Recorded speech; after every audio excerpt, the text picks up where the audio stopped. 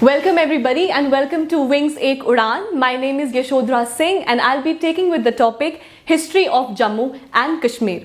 अगर हम history of Jammu and Kashmir की बात करें तो प्रोमिनेंटली हम लोग सिख और डोगरास के बारे में पढ़ते हैं, बट देन हमारे जो सिलेबस है उसमें टूरिज्म के ऊपर एक सेपरेट उन्होंने बोल रखा है कि टूरिज्म आपको सेपरेटली पढ़ना है।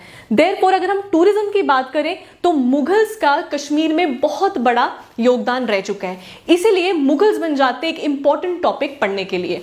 तो आज हम मुगल से स्टार्ट करेंगे हिस्ट्री ऑफ कश्मीर की। मुगल्स की बात की जाए तो मुगल से पहले जो यहाँ पे रूल कर रहे थे वो थे आपके चक डायनेस्टी।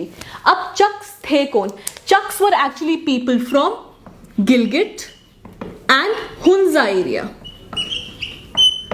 और चक डायनेस्टी का जो लास्ट नेटिव रूलर था it was Yakut Shah. So Yakut Shah was the last native ruler.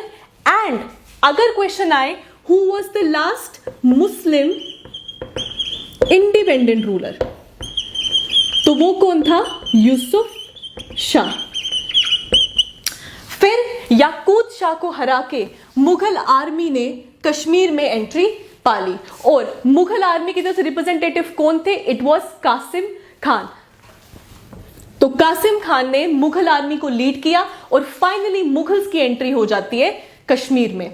Mughals की बात की जाए, आप में से बहुत लोगों का हिस्ट्री बैकग्राउंड नहीं रहा होगा, तो जिनको पता नहीं है तो एक जो ऑर्डर है मुगल्स का वो कुछ इस तरीके का है। पहले आते हैं आपके बाबर, फिर हुमायूं, अकबर, जहांगीर, शाहजहां और फाइनली औरंगजेब। तो जब मुगल्स ने कश्मीर में एंट्री की उस टाइम पे कौन था Mughal ruler? It was Akbar. तो अकबर की आर्मी के अंडर कासिम खान ने कश्मीर में एंट्री कर ली। अकबर बाकी रूलर्स के कंपैरिजन में अकबर सिर्फ 3 ही बार कश्मीर में आया था और अकबर का जो थर्ड विजिट था वो सबसे ज्यादा इंपॉर्टेंट है। इंपॉर्टेंट क्यों है? क्योंकि जब वो थर्ड टाइम आया तो उसने यहाँ पे बल्तिस्तान और लद्दाख का एरिया भी अपने अंडर ऑक्यूपाई कर लिया, इसलिए थर्ड विजिट एक बड़ा इंपॉर्टेंट विजिट बन जाता है अकबर के टाइम का। इसके अलावा इसने इंपीरियल रोड, जिसको हम मुगल रोड भी कहते हैं, उसकी कंस्ट्रक्शन भी अकबर ने करवाई थी, जो लाहौर को कहां से कनेक्ट करती थी? आपके कश्मीर से कनेक्ट करती थी। सो लाहौर टू कश्मीर आपकी इंपीरियल रोड उस टाइम पे कनेक्टिविटी करती थी और साथ ही साथ इसने हरि पर्वत की भी कंस्ट्रक्शन करवाई थी। अब अकबर के अंडर होते थे नवरत्न्स। कौन होते थे? दे वर कॉल्ड नवरत्न्स। नवरत्न्स कौन थे? नव का मतलब है 9 और रतन का मतलब होता है ज्वेल्स। सो ये अकबर के 9 एक्स्ट्रॉर्डिनरी लोग होते थे जो अकबर को हर एक चीज में गाइडेंस प्रोवाइड करते थे, जिसमें से एक थे आपके राजा टोडरमल। और ये क्या प्रोवाइड करते थे? कौन सी guidance? He was the finance minister of Akbar. इसने यहां पे रेवेन्यू सेटलमेंट को इंट्रोड्यूस किया। रेवेन्यू सेटलमेंट को इंट्रोड्यूस करने का मतलब ये नहीं था कि कश्मीर में कुछ नई चीज इंट्रोड्यूस हुई थी। इट वाज जस्ट कि वो चाहता था कि एक यूनिफॉर्मिटी आ जाए हमारे जो भी एरियाज हैं, इसीलिए इसने यहाँ पे रेवेन्यू सेटलमेंट को इंट्रोड्यूस किया। और फिर 1605 में जब अकबर की डेथ होगी तो अकबर की डेथ के बाद कौन आएगा? Jahangir. Jahangir was the name of the king, लेकिन जब ये एक प्रिंस था तो इसका नाम क्या था? It was Salim. तो जहांगीर का नाम क्या था जब वो एक प्रिंस था? It was Salim. और जब उसने अपने आप को किंग घोषित किया तब उसने जहांगीर का टाइटल जो था अपने आप को दे दिया। अनलाइक अकबर ये सेवरल टाइम्स कश्मीर में आया था। क्यों? क्योंकि जहांगीर और उसकी जो बेगम थी, जो उसकी क्वीन थी, का नाम क्या था क्वीन का? Nurjahan. They both had immense love for Kashmir. उन्होंने बहुत ज्यादा कंट्रीब्यूशन दिया है कश्मीर में, जिसमें से 14 समर्स उन दोनों ने यहां पर बिताई थी। कुछ कॉन्ट्रीब्यूशंस की अगर बात की जाए जहांगीर की तो उसमें कुछ प्रोमिनेंट चीजें आती हैं आपकी Shalimar Bagh, Achabal and Verinag spring. Point to be noted, Verinag spring को बनाया नहीं गया था, it was just been renovated. So Jahangir ने इसको रेन्यूवेट करवाया था, जबकि शालीमार बाग एंड अच्छाबल को कंस्ट्रक्ट किया गया था। अब इसमें भी 2 पॉइंट्स हैं, Shalimar Bagh and Shalimar villa. So Shalimar villa इसने नहीं बनाया था, शालीमार विला जो था वो परवर सेना 2 ने 6th सेंचुरी में ऑलरेडी बना चुका था।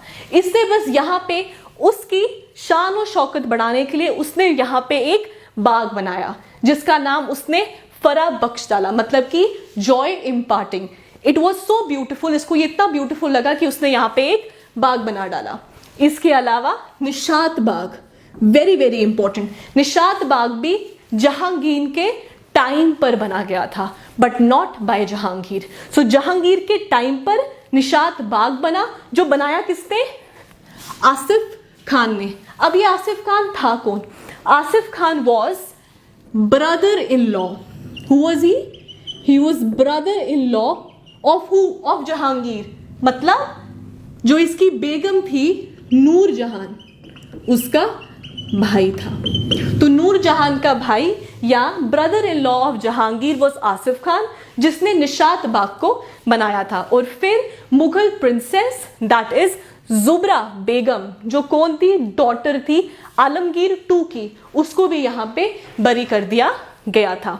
और फिर जहांगीर की 1627 में डेथ हो जाती है, और फिर किसकी एंट्री होती है? It is Shahjahan. Just like Jahangir, Shahjahan ने भी अपने आप को शाहजहां का टाइटल तब दिया था जब उसने किंगशिप को अटेन कर लिया था, बट उससे पहले जहांगीर का नाम क्या था? It was Prince Khurram. So Khurram, Prince Khurram जो थे, जो बाद में शाहजहां कहलाए, उनकी एंट्री हो जाती है। और फिर उन्होंने यहाँ पे चश्मशाही और परी महल को यहाँ पे बिल्ड किया। अब परी महल वॉज एक्चुअली अ गिफ्ट। परी महल एक गिफ्ट था जो शाहजहां ने गिफ्ट किया था। किसको गिफ्ट किया था? दारा शिकोह को। और दारा शिकोह कौन था? Dara Shikoh was the elder most son of who?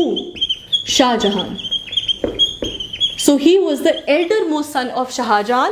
और फिर उसने परी महल उसको बनाकर गिफ्ट किया था। गिफ्ट करने का रीजन 2 थे। परी महल वॉज एक्चुअली अ लाइब्रेरी, एक लाइब्रेरी और एक रेजिडेंशियल एरिया था दारा शिकोह का, जो शाहजहां ने उसको गिफ्ट किया था। And then of course later on 1658 में शाहजहां की डेथ हो जाती है, और उससे पहले 1651 में शाहजहां जो थे उनका लास्ट विजिट होता है कश्मीर में। और फिर आते हैं आपकी last, that is your Aurangzeb. Aurangzeb जिनको आलमगीर या फिर जिंदा पीर के नाम से भी जाना जाता है। तो औरंगजेब को लोग आलमगीर या जिंदा पीर के नाम से भी जानते हैं। अब जो ये आपके सुल्तान थे, जो आपके सल्तनत को संभाल रहे थे, ये लोग तो रूल कर रहे थे दिल्ली सल्तनत पे। तो जो जो एरियाज ये अपने अंडर करते थे, वहां पे ये अपने अपने गवर्नर्स को बिठा देते थे। बाकी जितने भी रूलर्स हैं उनके कंपैरिजन में औरंगजेब ने मैक्सिमम गवर्नर्स को यहां पे रखा था। इसका रीजन कुछ भी हो सकता है। एक तो सबसे बड़ी बात आपको याद रखनी है कि जो औरंगजेब था ना, उसका रेन सबसे बड़ा था। रेन का मतलब क्या होता है? वो पीरियड जो उसने रूल किया है। कितना था? Almost 50 years.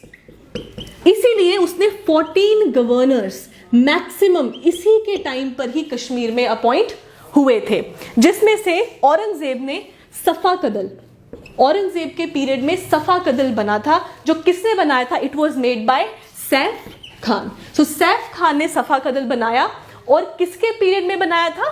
औरंगजेब के पीरियड में बनाया था। औरंगजेब के टाइम पे सबसे इंपॉर्टेंट शॉल, जिसको कैसे लिखते थे उस टाइम पे? कश्मीर शॉल जो था, it became the major item of export. Point to be noted, इसमें 2 क्वेश्चंस आते हैं।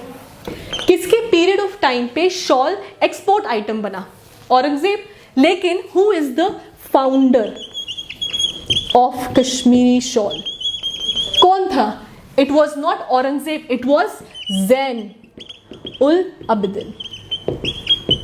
ये आपको याद रखना है कि कश्मीरी शॉल का फाउंडर कौन था? इट वॉज ज़ैन उल अबिदिन, जिसको अकबर ऑफ कश्मीर भी कहा जाता था, और साथ में Bud Shah, he was also called as Bud Shah.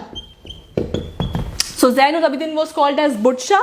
And of course Aurangzeb के टाइम पे शॉल जो था वो मेजर एक्सपोर्ट आइटम भी बन गया था. और फिर 1707 में जब औरंगजेब की डेथ हो जाती है तो कोई भी एक प्रोमिनेंट रूलर जो था सल्तनत को संभालने के लिए नहीं रहता. जब कोई भी एक प्रोमिनेंट रूलर नहीं रहेगा तो वो एक जगह छोड़ देगा बाकी लोगों को इन्वेड करने के लिए, और वैसा ही हुआ. 1748 में अफगान्स ने इन्वेड करना शुरू कर दिया. और जब हम अफगान्स की बात करते हैं तो उसमें सबसे पहला नाम किसका याद आता है? अहमद शाह अब्दाली का. सो Ahmad Shah Abdali invaded India under who? Under Azmatullah Khan. सो अज़मतुल्लाह खान के अंडर अहमद शाह अब्दाली ने इन्वेड किया, लेकिन he was not successful and he had to retreat. लेकिन फिर से 1750 और 1751 में ये वापस इन्वेड करता है और पंजाब को ऑक्यूपाई करके ले जाता है. और फिर 1753 में ये वापस इन्वेड करता है और दिल्ली को प्लंडर कर देता है. जब दिल्ली को प्लंडर कर देता है तो कश्मीर भी जो था इसके हाथ से, किसके हाथ से? मुगल्स के हाथ से निकलकर अहमद शाह अब्दाली के हाथ में आ जाता है. उस टाइम पे कौन सा मुगल रूलर था? उस टाइम पे था अहमद शाह. सो अहमद शाह वॉज द मुगल जिसके हाथों अब्दाली ने कश्मीर को उड़ाकर ले गया. लेकिन ये कुछ टाइम तक ही चला, सिर्फ 5 महीने तक, अप्रोक्सीमेटली 5 महीने तक अहमद शाह अब्दाली ने रूल किया. उसके बाद वापस से एक और मुगल रूलर आलमगीर II अहमद शाह अब्दाली से वापस कश्मीर को टेक ओवर कर देता है. और फिर आलमगीर किसको यहाँ पे गवर्नर बिठाता है? बिठाता है सुख जीवन मल को. तो यहाँ पे सुख जीवन मल जो थे गवर्नर बन के रह जाते हैं. और फिर कुछ टाइम तक 53 से लेके 62 तक कौन आता है? Again Mughals.